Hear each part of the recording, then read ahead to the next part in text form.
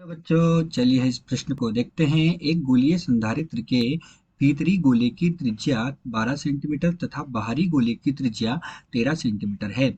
बाहरी गोला भूसंपर्कित है तथा भीतरी गोले पर 2.5 माइक्रोकूलाम का आवेश दिया गया है। सकेंद्रीय गोलों के बीच के स्थान में 32 परावैद्युतांक का द्रव भरा है।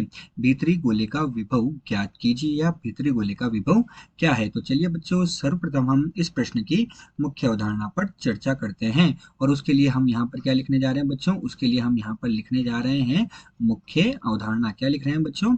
मुख्य अवधारणा। तो सर्वप्रथम हम इसकी मुख्य अवधारणा पर चर्चा करते हैं। और मुख्य अवधारणा के लिए हम क्या करेंगे? दो सकेंद्रीय गोलों का निर्माण कर रहे हैं। तो बच्चों मेरे पास क्या है? ये एक गोला है, ठीक है। और सकेंद्रीय गोले कैसे होते हैं? एक गोले के ऊपर दूसरा गोला, और ये मेरे पास क्या हो गया बच्चों? दूसरा गोला हो गया। तो मैंने माना जो अंदर वाला गोला है उस अंदर वाले गोले की त्रिज्या और ये बाहर वाले गोले की त्रिज्या ये हो गई। तो अंदर वाले गोले की त्रिज्या तो मैं ले रहा हूँ R1 तथा बाहर वाले गोले की त्रिज्या मैं ले रहा हूँ R2। और हमें क्या दिया गया कि बाहर वाला गोला तो क्या है? भूसंपर्कित है, तो बाहर वाले गोले को भूसंपर्कित कर दिया। लेकिन अंदर वाले गोले पर हमने आवेश दिया, और हम ये जानते हैं जब गोले को आवेश देते हैं तो ये आवेश उसकी सतह पर एक समान रूप से वितरित हो जाता है। तो ये आवेश इसकी सतह पर एक समान रूप से वितरित हो गया। लेकिन क्या होगा? इस आवेश के वितरित होने के कारण जो दूसरा गोला है उसकी सतह पर, अंदर वाली सतह पर प्रेरण के कारण क्या होगा? ऋण आवेश उत्पन्न होगा। तो इस पर क्या हो रहा है बच्चों? प्रेरण के कारण ऋण आवेश आ रहा है, और बाहर वाली सतह पर प्रेरण के कारण वापस क्या आ जाएगा? धनावेश आ जाएगा। और ये जो धनावेश है ये क्या है? भूसंपर्कित होने के कारण पृथ्वी में चला जाएगा। तो यही हमारे पास इस प्रश्न की मुख्य अवधारणा है, और इसे ही हम गोलीय संधारित्र कहते हैं। तो चलिए बच्चों, अब मुख्य अवधारणा के पश्चात हम देखते हैं कि हमें प्रश्न में क्या क्या दिया हुआ है। तो बच्चों जब हम प्रश्नों को ध्यानपूर्वक पढ़ेंगे तो प्रश्नों को ध्यानपूर्वक पढ़ने पर हमें पता चलता है कि हमें दोनों गोलों की त्रिज्या दी है। तो R1 हमें कितना दिया बच्चों? R1 दिया इन्होंने 12 सेंटीमीटर, अर्थात मीटर में बदलेंगे तो 0.12 मीटर के बराबर दिया। R2 का मान इन्होंने हमें कितना दिया? R2 का मान दिया इन्होंने हमें 13 सेंटीमीटर। 13 सेंटीमीटर अर्थात कितना हुआ? 0.13 मीटर के बराबर हुआ। आवेश हमें दिया गया है अंदर वाले गोले पर, तो अंदर वाले गोले पर आवेश दिया वो कितना दिया बच्चों? 2.5 माइक्रोकुलाम। तो 2.5 माइक्रोकुलाम इन्होंने आवेश दिया, तो ये कितना हो जाएगा? 2.5 गुणे 10 की घात ऋण 6 कुलाम के बराबर हमारे पास आवेश हो जाएगा। अब इन्होंने अंदर वाले गोले पर आवेश दे दिया और हमें परावैद्युतांक का मान दे दिया। परावैद्युतांक का मान कितना दिया बच्चों? 32 दिया। तो इन्होंने हमसे क्या पूछा है कि इस पर विभव कितना होगा? तो इन्होंने हमसे विभव का मान पूछा है। तो चलिए बच्चों, अब हम मुख्य अवधारणा के आधार पर प्रश्न को हल करते हैं। तो अब हम क्या देख रहे हैं बच्चों? प्रश्न का हल देख रहे हैं, और यहाँ पर हम क्या लिख रहे हैं?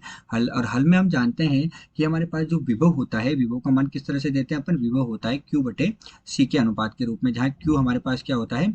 आवेश होता है, और C उसकी क्या होती है? धारिता होती है। C क्या होती है बच्चों? धारिता होती है। अब C का मान हमारे पास नहीं दिया हुआ है, तो हम पहले क्या करेंगे? C का मान ज्ञात करेंगे। और हमें संधारित्र दिया है गोली, तो गोली संधारित्र के लिए जो धारिता होती है उसका मान निम्न प्रकार से दिया जाता है: 4 गुणा पाई गुणा एप्सिलॉन नॉट परावैद्युतांक के R1 गुणा R2 हमारे पास होगा बच्चों। और डिवाइड में मतलब इनके बटे में क्या हो जाएगा? R1 ऋण R2 हमारे पास हो जाएगा, जहां हमारे पास K परावैद्युतांक है, R1 और R2 क्या है? इनकी त्रिज्याएं हैं, जैसा हम पहले देख चुके हैं। तो इन सबका मान हमारे पास है। अब इनका मान हम रखेंगे, तो इनका मान बच्चों हम रख रहे हैं। तो हमारे पास क्या होगा? 4 गुणे 3.14 पाई का मान, और उसके अलावा एप्सिलॉन नोट का मान बच्चों हम जानते हैं 8.85 गुणे 10 की घात ऋण 12। के का मान बच्चों हमें 32 दिया हुआ है, और R1 और R2 का मान हमें कितना दिया है? 0.12 गुणे 0.13 के बराबर इन्होंने मान दिया। और नीचे हमारे पास कितना होगा बच्चों?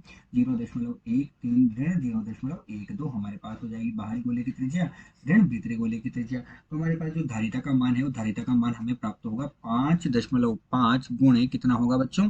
10 की घात ऋण 9 फेरड के बराबर हमें धारिता का मान प्राप्त हुआ।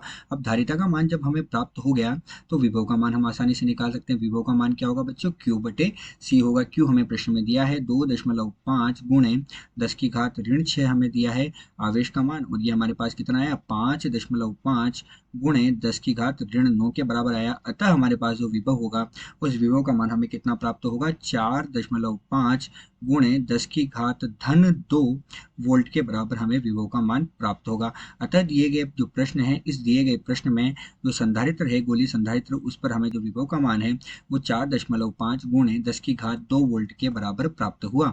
आशा करते हैं आपको प्रश्न समझ आया होगा। धन्यवाद।